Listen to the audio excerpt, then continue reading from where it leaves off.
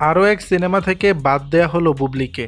পরপর দুই সিনেমা থেকে বাদ পড়লেন হালের জনপ্রিয় চিত্রনায়িকা শবনম ইয়াসমিন বুবলি। প্রথমে পরিচালক ও প্রযোজক ইকবালের বিট্রে থেকে বাদ পড়ার পরে জসিমউদ্দিন জাকিরের মায়া দ্য লাভ 2 থেকেও বাদ পড়লেন তিনি। রিভেঞ্জ সিনেমায় সাফল্য না মেলায় বুবলির থেকে মুখ ফিরিয়ে নেন মোহাম্মদ ইকবাল। সিনেমার 40% শুটিংয়ের কাজ শেষ হলেও এই নায়িকাকে নিয়ে আর কাজ করবেন না বলে ঘোষণা দেন তিনি।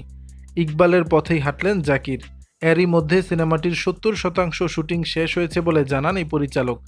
বাকি অংশের শুটিং করার প্রস্তুতিও নিয়েছিলেন, তবে রোজার ঈদের পর থেকে বুবলির সঙ্গে যোগাযোগ করতে ব্যর্থ হওয়ার কারণে তাকে বাদ দেওয়ার সিদ্ধান্ত নিয়েছেন তিনি। এ প্রসঙ্গে জসিমউদ্দিন জাকির বলেন, মায়া দ্য লাভ 2 সিনেমার আর মাত্র 7 দিনের শুটিং বাকি, তাহলে পুরো সিনেমার কাজ শেষ।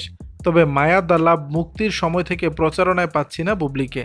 সিনেমাটি মুক্তি উপলক্ষে সংবাদ সম্মেলনের আগের দিন তার সঙ্গে যোগাযোগ করতে গিয়ে দেখি সে আমাকে ফেসবুক থেকে আনফ্রেন্ড করে দিয়েছে।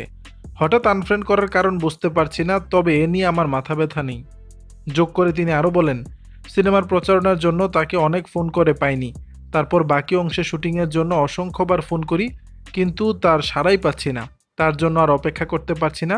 শেষ পর্যন্ত তাকে ছাড়াই বাকি কাজ অন্য শিল্পীদের নিয়ে শেষ করার সিদ্ধান্ত নিয়েছি। প্রযোজক আলিনুর আশিক ভূঁইয়া বুবলি সহ অন্য শিল্পীর প্রতি বিরক্ত, ক্ষোভ প্রকাশ করে বলেন, বুবলিকে আমরা প্রস্তাব দিয়েছিলাম আপনি বর্তমানে যে পারিশ্রমিক নেন তার থেকে 1 লাখ টাকা বেশি দেব, তবুও কাজটি শেষ করে দেন, কিন্তু তার সাড়া পাওয়া যায়নি।